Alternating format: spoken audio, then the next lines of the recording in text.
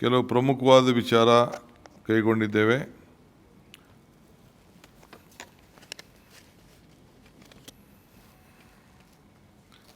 ನಮ್ಮ ರಾಷ್ಟ್ರೀಯ ಅಂಧತ್ವ ನಿಯಂತ್ರಣ ಮತ್ತು ದೃಷ್ಟಿಗೋಸ್ಕರ ಚಿಕ್ಕ ಮಕ್ಕಳಲ್ಲಿ ಸ್ವಲ್ಪ ಸರಿಯಾದ ರೀತಿ ಅವ್ರಿಗೆ ಕಣ್ಣಿನ ಆರೈಕೆ ಸೇವೆ ಮಾಡಬೇಕು ಅಂಥೇಳಿ ಅದನ್ನು ಬಲಪಡಿಸಬೇಕು ಅಂಥೇಳಿ ಈಗಾಗಲೇ ನಾವು ಒಂದು 26 ಕೋಟಿ ರೂಪಾಯಿ ಹಣವನ್ನು ಅನುಮೋದನೆಯನ್ನು ಕೊಟ್ಟಿದ್ದೇವೆ. ಈ ಕಣ್ಣಿಗೆ ಮಕ್ಕಳಿಗೆಲ್ಲ ಸ್ವಲ್ಪ ಆರೋಗ್ಯಕರವಾದ ಕಣ್ಣು ದೃಷ್ಟಿಗೆ ಯಾವುದೂ ಸಮಸ್ಯೆ ಆಗಬಾರ್ದು ಅಂಥೇಳಿ ಅದಕ್ಕೇನೇನು ಸೇವೆ ಬೇಕೋ ಕಣ್ಣಿನ ಆರೈಕೆ ಸೇವೆ ಮಾಡಿಕೊಳ್ಬೇಕು, ಅದಕ್ಕೆಲ್ಲ ಯಾರ ಟೆಸ್ಟಿಂಗು ಮತ್ತೊಂದು ಎಲ್ಲದಕ್ಕೂ ಅವಕಾಶ ಮಾಡಿಕೊಡ್ಬೇಕು, ಅದಕ್ಕೆ ವ್ಯವಸ್ಥೆ ಮಾಡ್ತಾಯಿದ್ದೇವೆ.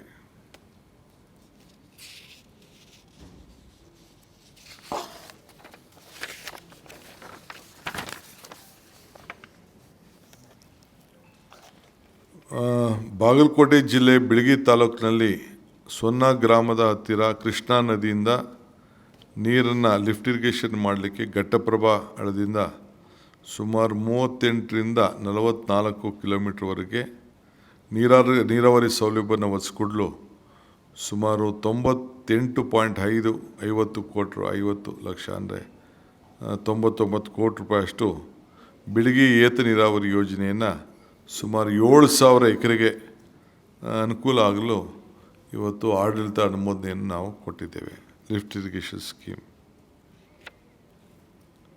ಮತ್ತು ಗುಲ್ಬರ್ಗದಲ್ಲಿ ವಾಣಿಜ್ಯ ಇಲಾಖೆ ಮತ್ತು ಕೈಗಾರಿಕೆ ಇಲಾಖೆ ವತಿಯಿಂದ ಕೇಂದ್ರ ಹಾಗೂ ರಾಜ್ಯ ಸರ್ಕಾರದ ಜಂಟಿ ಸಹಭಾಗಿತ್ವದಲ್ಲಿ ಒಂದು ಜವಳಿ ಪಾರ್ಕನ್ನು ಮಾಡಲಿಕ್ಕೆ 1,700 ಕೋಟಿ ರೂಪಾಯಿ ವೆಚ್ಚದ ಒಂದು ಯೋಜನೆ.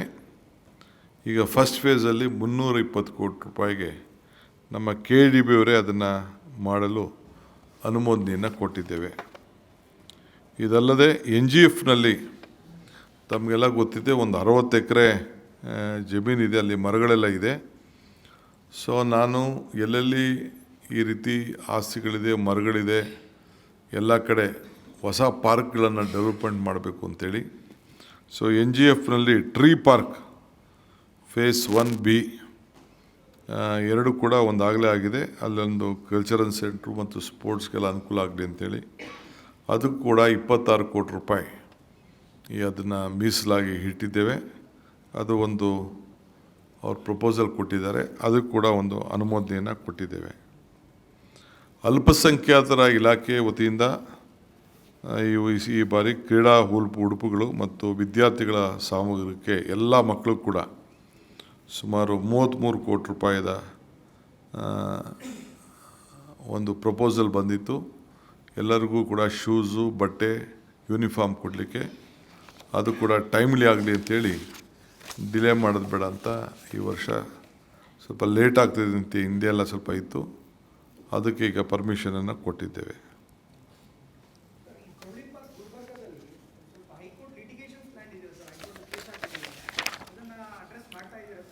ಅಡ್ರೆಸ್ ಮಾಡ್ತಾ ಇದ್ದೀವಿ. That is why first phase ಎಲ್ಲೆಲ್ಲಿ ಕ್ಲಿಯರ್ ಆಗಿದೆ ಅಲ್ಲಿ ತೆಗೆದುಕೊಳ್ಳೋಕ್ಕೆ ಹೊರಟಿದ್ದೀವಿ.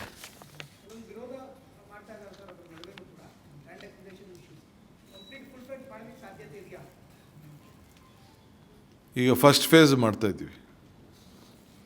ಸೊ ವಾಣಿಜ್ಯ ಮತ್ತು ಕೈಗಾರಿಕೆ ಇಲಾಖೆ ದೇವನಹಳ್ಳಿಯಲ್ಲಿ ಏರೋಸ್ಪೇಸ್ ಪಾರ್ಕ್ ಅಲ್ಲಿ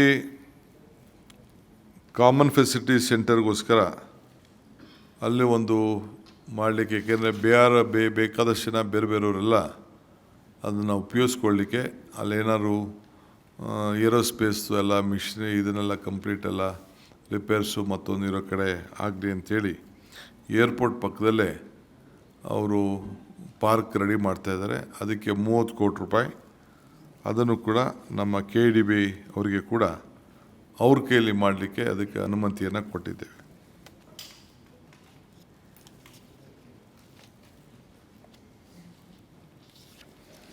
ಆಮೇಲೆ ನಮ್ಮ ವಿಕಲಚೇತನ ಹಕ್ಕು ಕಾಯ್ದೆ 2017 right of person who disability ಅವ್ರಿಗೆ ಭೂ ಮೀಸಲಾತಿ ರಿಯಾಯಿತಿ ಬಗ್ಗೆ ಒಂದು ಇತ್ತಂದಿತ್ತು. ಅದಕ್ಕೆ 5% ರಿಸರ್ವೇಷನ್ ಅಂತ ಹೇಳಿದ್ದು. ಅದಕ್ಕೆ ಈಗ ನಾವು 2 ಆಪ್ಷನ್ಸ್ ಮಾಡಿಕೊಟ್ಟಿದ್ದೀವಿ ಅವ್ರಿಗೆ. ಒಂದು ಲಿಮಿಟ್ ಮಾಡಿದ್ದೀವಿ, 10% of the value with a maximum of 20 lakh ರೂಪಾಯಿವರೆಗೂ ಕೂಡ ಅದಕ್ಕೆ ರಿಯಾಯಿತಿ ಕೊಡಲು ಇಂಥವ್ರಿಗೇನು ನಾವು ಮಂಜೂರಾತಿಯನ್ನು ಕೊಡಬೇಕಾದ್ರೆ ನಮ್ಮ ಇಂಡಸ್ಟ್ರೀಸ್ ಆ್ಯಂಡ್ ಕಾಮರ್ಸಿಂದ ಅವ್ರಿಗೆ ಆ ಬೆನಿಫಿಟನ್ನು 20 ಲಕ್ಷ ರೂಪಾಯಿವರೆಗೂ ಲಿಮಿಟ್ ಮಾಡಿ ಕೊಡ್ತಾಯಿದ್ದೀವಿ.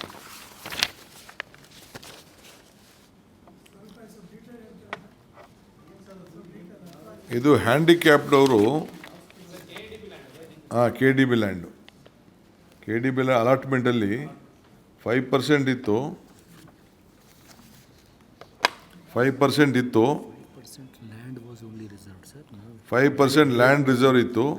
ಅದಕ್ಕೆ ರೇಟ್ನಲ್ಲಿ 10% ಆಫ್ ದಿ ವ್ಯಾಲ್ಯೂ, ಇಲ್ಲ ಅಂತಂದರೆ 20 ಲಕ್ಷ ರೂಪಾಯಿ ಸೀಲಿಂಗ್, ಮ್ಯಾಕ್ಸಿಮಮ್ ಸೀಲಿಂಗ್. ಅಷ್ಟುವರೆಗೂ ಅವ್ರಿಗೆ ರಿಯಾಯಿತಿಯನ್ನು ಅವ್ರಿಗೆ ಕೊಡ್ತಾಯಿದ್ದೀವಿ.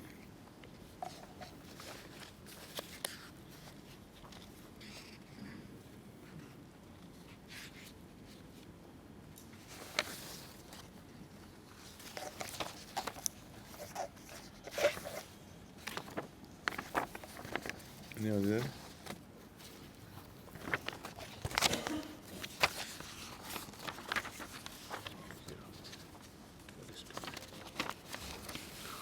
ಆಮೇಲೆ ರಾಮ್ಜಿ ಏನೋ ಸ್ಕೀಮ್ ಇತ್ತು. ಈಗ ನಾವು ಸುಮಾರು 60-40 ಸ್ಕೀಮು ನಮ್ಮ ಪ್ರೊಟೆಸ್ಟ್ನ ವ್ಯಕ್ತಪಡಿಸಿದ್ದೀವಿ. ಕೋರ್ಟ್ಗೂ ಕೂಡ ಅದನ್ನು ಹಾಕ್ತಾಯಿದ್ದೀವಿ. ಏಕೆಂದರೆ ನಮಗೆ 40% ನಮ್ಮ ಹತ್ರ ಇಲ್ಲ ಅಂತ. ಬಟ್ ಕಂಡೀಷನಲ್ಲಿ ನಾವು ಅದನ್ನು ಇಂಪ್ಲಿಮೆಂಟ್ ಮಾಡಲೇಬೇಕಾಗಿದೆ. ಸೊ ಅದಕ್ಕೆ ನಮ್ಮ ಸ್ಟೇಟಿಂದ 3,806 ಕೋಟಿ ರೂಪಾಯಿ ನಮಗೆ ಖರ್ಚು ಬೀಳ್ತದೆ 40%ಗೆ. ಅದಕ್ಕೆ ಪ್ರೊಟೆಸ್ಟರ್ ಕೂಡ ನಾವು ಮಾಡಿದ್ದೀವಿ. ಅದನ್ನು ಎಲ್ಲೆಲ್ಲಿ ಇದನ್ನು ತೆಗೆದುಕೊಳ್ಬೇಕು ಕೆಲಸಗಳನ್ನ ಅದಕ್ಕೆ ಈಗಾಗಲೇ ನಾವು ಇವತ್ತಿಂದ ನೋಟಿಫಿಕೇಷನ್ ಮಾಡ್ತಾಯಿದ್ದೀವಿ. ಸೊ ಎಲ್ಲರೂ ಕೂಡ ಈಗ ಆ ಸ್ಕೀಮ್ನ ಕೋರ್ಟ್ಗಂತೂ ಹಾಕೋದಾಗ್ತಾಯಿದ್ದೀವಿ. But at the same time ನಾವು ಅದನ್ನು ಎಷ್ಟು ಬಳಸ್ಕೊಳಕ್ಕಾಗ್ತದೋ ಬಳಸ್ಕೊಳ್ಳೋಣ ಅಂಥೇಳಿ ನಾವು ಅದಕ್ಕೆ ಡಿಸಿಷನ್ ತೆಗೆದುಕೊಂಡಿದ್ದೇವೆ.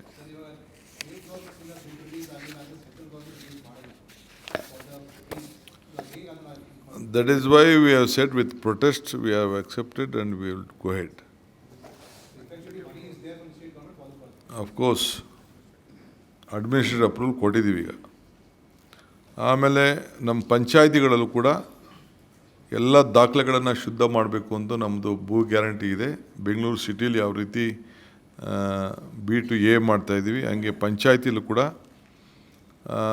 ಮಾಡಲಿಕ್ಕೆ ಎಲ್ಲ ರಸ್ತೆಗಳನ್ನು, ಯಾವುದ್ಯಾವುದು ರಸ್ತೆಗಳಿತ್ತು, ರೆವಿನ್ಯೂ ರಸ್ತೆ, ಪ್ರೈವೇಟ್ ರಸ್ತೆ ಎಲ್ಲ ಕೂಡ ಗೌರ್ಮೆಂಟ್ ರಸ್ತೆಯಾಗಿ ಪರಿವರ್ತನೆ ಆಗಲಿಕ್ಕೆ. ಸಪೋಸ್ ಅವನು ರಿಜಿಸ್ಟರ್ ಮಾಡಿಬಿಟ್ಟಿರ್ತಾನೆ, ಅವನು ಪಾಣಿಲಿ ಅವನ ಹೆಸರೇ ಬರ್ತಾ ಇರ್ತದೆ, ಸೈಟ್ಗಳೆಲ್ಲ ಮಾರಿಬಿಟ್ಟಿರ್ತಾನೆ. ಸೊ ಅವೆಲ್ಲ ದಾಖಲೆ ಇರ್ತದೆ. ಅದಕ್ಕೆಲ್ಲ ಕಂಪ್ಲೀಟ್ ಎಲ್ಲ ರೋಡ್ಗಳನ್ನ ಗೌರ್ಮೆಂಟ್ ಒಂದು ಸೈಟನ್ನು ಹಂಚಿದ್ರೆ ಅದನ್ನೆಲ್ಲ ಆಸ್ತಿಗಳನ್ನ, ರೋಡ್ಗಳನ್ನೆಲ್ಲ ಗೌರ್ಮೆಂಟ್ ರೋಡಾಗಿ ಬೆಂಗಳೂರು ನಗರದಲ್ಲಿ ಹಿಂದೆ ನಾನು ಮಾಡಿದ್ದೆ. ಅದೇ ರೀತಿ ನಾವು ಎಲ್ಲ ದಾಖಲೆಗಳನ್ನು ಮಾಡಿಕೊಳ್ಳಿಕ್ಕೆ we will declare all the private lands, roads as public roads.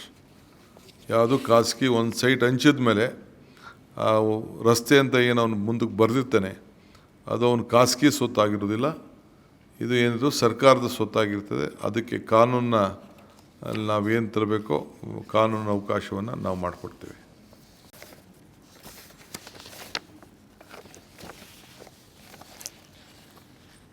ಇಷ್ಟೆಲ್ಲ ಏನೇನು ಓಕೆ. ಆಮೇಲೆ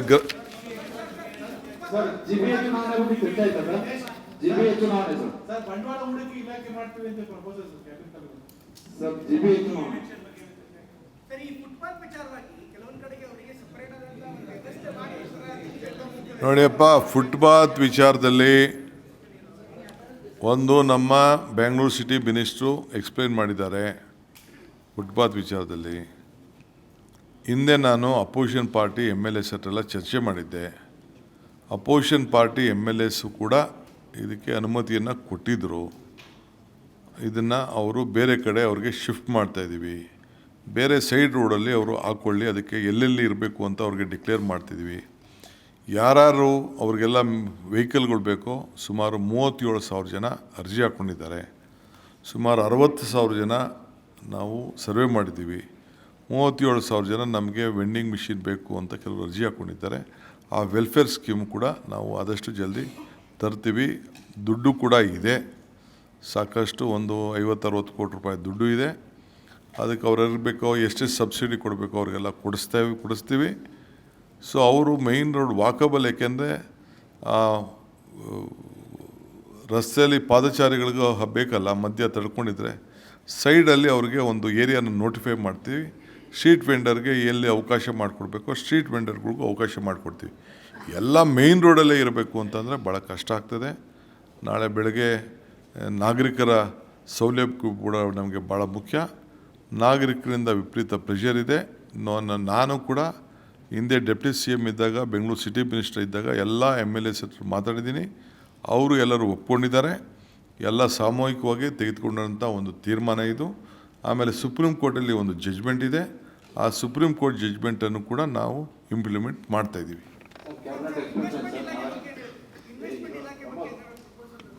ನೆಕ್ಸ್ಟ್ ವೀಕ್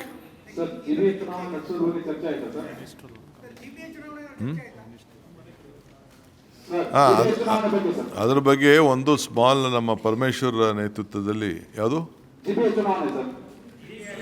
ನೀವು ಇನ್ವೆಸ್ಟ್ಮೆಂಟ್ ಇದ್ದೇ ಇದೆ. ಅದಕ್ಕೊಂದು ಹೊಸ ರೂಪ ಬರ್ತಾ ಇದೆ. ಅದಕ್ಕೆ ನಾನೊಂದು ಸ್ಮಾಲ್ ಕೆಲವು ಸಜೆಷನ್ಸ್ ಎಲ್ಲ ಬರ್ತಾ ಇದೆ. ಪರಮೇಶ್ವರ್ ನೇತೃತ್ವದಲ್ಲಿ ಒಂದು 5-6 ಜನದ ಒಂದು ಕಮಿಟಿ ಮಾಡಿದ್ದೀನಿ. ಅವರು ನೆಕ್ಸ್ಟ್ ಕ್ಯಾಬಿನೆಟ್ಗೆ ಅದನ್ನು ರಿಪೋರ್ಟ್ ಕೊಡ್ತಾರೆ.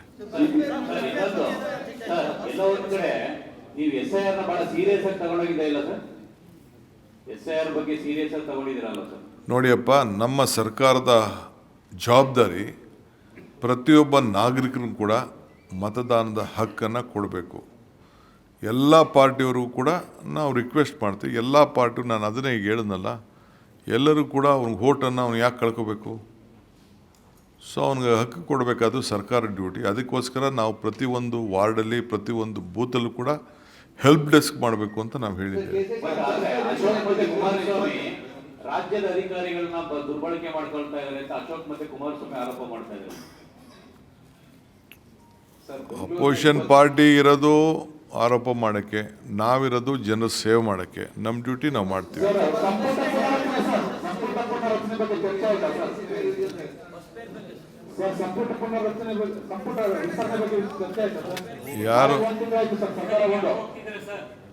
ಯಾರದು ಯಾರು ಕೇಳ್ತಾ ಇದ್ದು? ಅಲ್ಲಪ್ಪ, ನೀನು ಎಷ್ಟಿಂದ ಮಾಧ್ಯಮದಲ್ಲಿ ಗೊತ್ತು? ಯಾರಾದ್ರು ಕ್ಯಾಬಿನೆಟಲ್ಲಿ ಇದನ್ನು ಎಕ್ಸ್ಪ್ಯಾನ್ಷನ್ ಬಗ್ಗೆ ಚರ್ಚೆ ಮಾಡ್ತಾರಾ? ಪಾರ್ಟಿ ತೀರ್ಮಾನ ಮಾಡ್ತೀವಿ. ಈಗ ಮೋದಿ ಸಾಹೇಬರು ಎಕ್ಸ್ಪ್ಯಾನ್ಷನ್ ಮಾಡೋದನ್ನ ಕ್ಯಾಬಿನೆಟಲ್ಲಿ ಮಾಡ್ತಾರಾ? ಅವ್ರ ಪಾರ್ಟಿ ಹೈಕಮಾಂಡು ಅವ್ರು ಕೂತ್ಕೊಂಡು ಅವ್ರು ತೀರ್ಮಾನ ಮಾಡ್ತಾರೆ.